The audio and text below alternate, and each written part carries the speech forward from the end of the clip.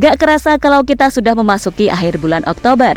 Dan di bulan Oktober ini adalah bulan yang saya rasa cukup buruk bagi Timnas Indonesia. Selain ranking FIFA Indonesia yang turun ke 130, target 6 poin dari PSSI kita hanya bisa didapat 1 poin saja. Usai bermain imbang 2-2 versus Bahrain dan kalah 2-1 dari Cina. Dan di bulan November mendatang, Timnas Indonesia akan menghadapi laga yang lebih berat, yakni menghadapi raksasa Asia, Jepang, dan Arab Saudi. Menghadapi Jepang memang sulit, tapi PSSI percaya dengan kekuatan yang dimiliki Indonesia saat ini. Sehingga Pak Erik menargetkan 4 poin di bulan depan. Sementara itu, untuk mencapai target tersebut, Sintayong jelas gak akan main-main kali ini. Dia bahkan meminta dukungan kepada warga negara Korea Selatan. Dan menurut sejumlah laporan, ada total 1.500 tiket yang diperjualbelikan kepada warga Korea untuk bisa mendukung Timnas Indonesia secara langsung.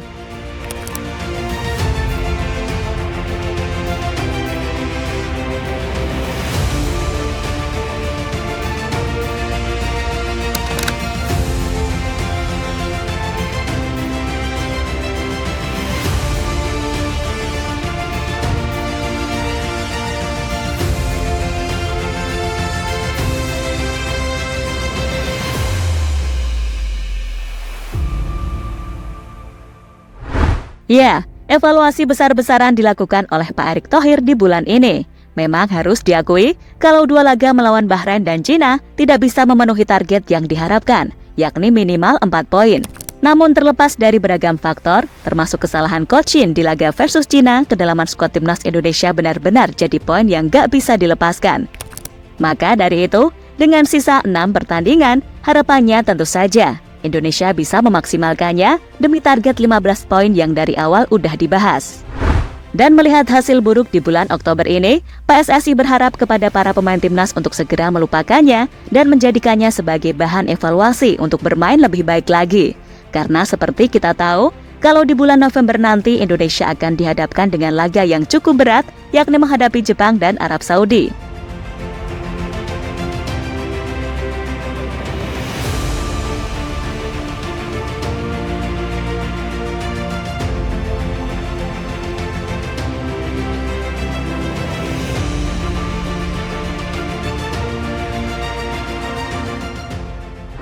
Dan harus diakui, kalau peluang Timnas Indonesia sejatinya masih terbuka buat seenggaknya ngamanin posisi 4.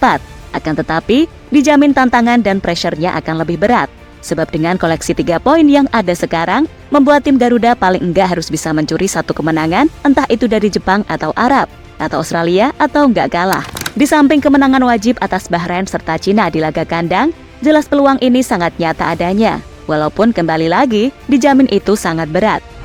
Karena harus diakui juga, kedalaman skuad tim Garuda benar-benar belum balance. Suka tak suka, kualitas pemain yang main di Liga 1 atau ASEAN dengan mereka yang ada di Eropa terbilang jomplang. Hanya Rizky Ridho, satu-satunya yang bisa kami katakan levelnya nggak kalah, tapi sisanya bisa kalian lihat sendiri. Ini bukan menjelek-jelekan atau merendahkan, namun faktanya memang seperti itu. Udah, akui aja.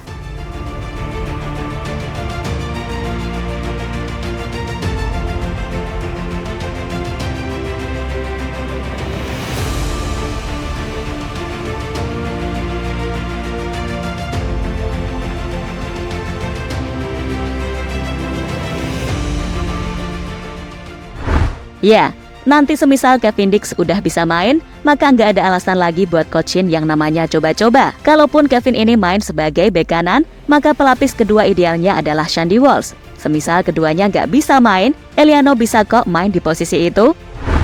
Ini bukan kami menjelek-jelekan Asnawi, tapi dengan segala respect yang ada, level kualitas kompetisi benar-benar punya pengaruh besar dalam cara bermain. Ingat, ini levelnya round 3. Apalagi setelah ini, pasti pressure-nya lebih besar, sehingga butuh pemain dengan jam terbang yang oke dan sudah terbiasa dengan yang namanya bermain di bawah tekanan. Ya, intinya, di samping Coach Shin juga harus mawas diri atas kesalahannya kemarin, PSSI bagaimanapun juga harus menciptakan kedalaman skuad yang balance. Kalau di posisi belakang, okelah kita udah aman. Mungkin kiper kalau Emil Audero masuk, ya udah ayem kita punya 2 kiper kelas dunia. Tapi di tengah dan di depan ini loh yang kurang. Ivar dan Nathan sebenarnya oke, tapi secara pendewasaan bermain belum. Sehingga butuh pemain seperti Jairo yang pengalamannya gak diragukan lagi. Lalu untuk barisan depan, Coach Shin gimana pun caranya harus bisa memaksimalkan kemampuan Eliano. Jangan lagi dia dicoret, kalau nggak akumulasi kartu atau cedera. Pokoknya selama fit, ya main. Dan soal goal getter, banyak pertanyaan. Kenapa sih timnas Indonesia belum juga naturalisasi striker lagi? Kok sejauh ini back dan gelandang melulu? Memangnya striker tidak penting? Pertanyaan tersebut memang hanya PSSI dan Sintayong yang bisa menjawabnya. Namun setidaknya dari desas-desus yang ada 2 striker calon naturalisasi yang santer diisukan bakal merapat. Dia adalah Mauro Zistra dan Ole Romeni. Ya, khusus buat Ole, dikutip dari Sibola_ID. Agen dari Ole yakni Josh Ebergen mengungkapkan bahwa Ole Romeni sudah dihubungi oleh PSSI dan saat ini tengah mempertimbangkan tawaran lebih serius untuk bergabung dengan timnas Indonesia.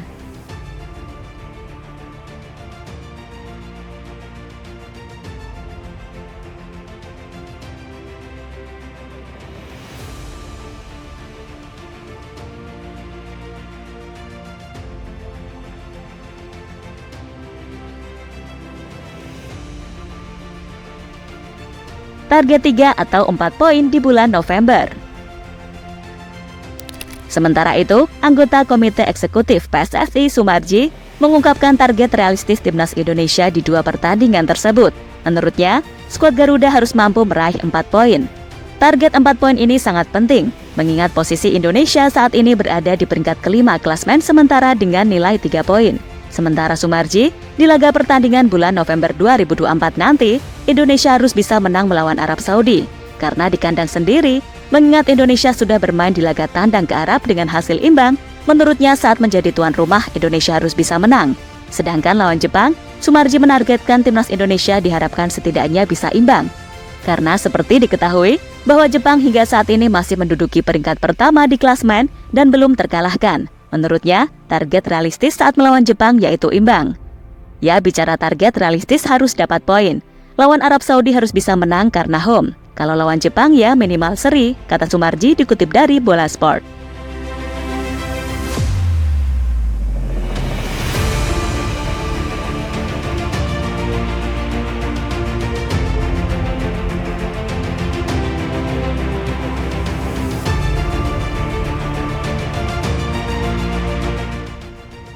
Didukung 1.500 warga Korea. Laga di bulan November mendatang akan menjadi laga krusial bagi timnas Indonesia yang belum meraih kemenangan di putaran ketiga. Sebab itu, Sintayong mencari cara untuk menambah peluang skuad Garuda meraih 3 poin pertama. Menurut laporan Yonhap News Agency, Sintayong telah meminta warga Korea Selatan untuk ikut mendukung timnas Indonesia. Permohonan itu disampaikan Sintayong kepada salah satu petinggi perusahaan Korea Selatan yang berada di Indonesia, Song Jang-gun. Nantinya, Song akan mendistribusikan sebanyak 1.500 tiket kepada warga Korea Selatan yang ada di Indonesia. Mereka akan ikut mendukung timnas Indonesia saat berhadapan dengan Jepang di SUGBK. Sintayong meyakini dukungan ini akan sangat berarti bagi timnas Indonesia. Pelatih berusia 56 tahun itu mengatakan dukungan ini bisa meningkatkan motivasi skuad Garuda meraih kemenangan atas Jepang. Meskipun Indonesia lebih rendah dalam hal kekuatan objektif, jika kami menerima dukungan yang sangat kuat dari Korea saat melawan Jepang, kami mungkin mendapatkan hasil yang tidak terduga, kata Sintayong dilansir dari YNA.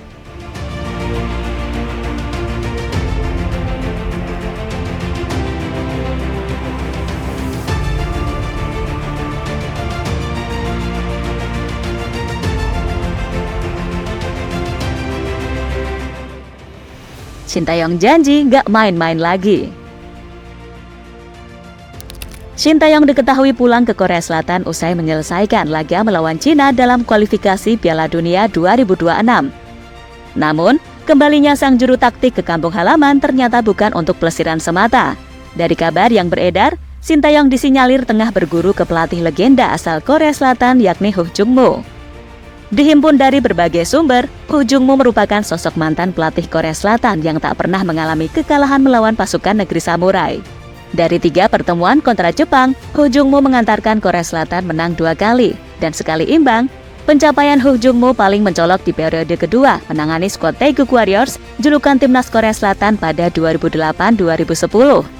Dia mengantarkan timnas Korea Selatan juara Piala AFF-nya Asia Timur 2008 dan meloloskan Song Heung-min dan kawan-kawan ke 16 besar Piala Dunia 2010.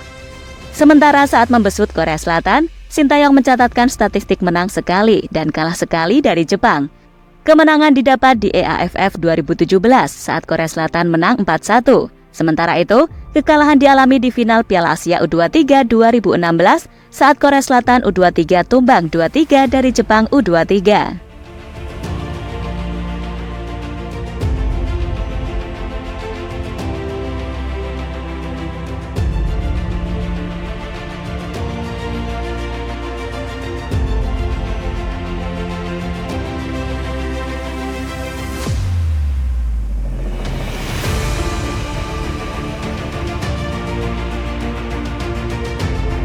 Dan terlepas dari apapun, Sintayong akan menghadapi tantangan yang cukup berat di bulan November mendatang. Dia harus bisa mempersembahkan kemenangan perdana bagi Indonesia di babak round 3 ini. Meski berat, PSSI akan terus memberikan dukungan penuh, termasuk menambah kekuatan timnas dengan mendatangkan para pemain keturunan yang dirasa dibutuhkan skuad Garuda Merah Putih saat ini, termasuk mencari goal getter yang didamba-dambakan oleh Sintayong.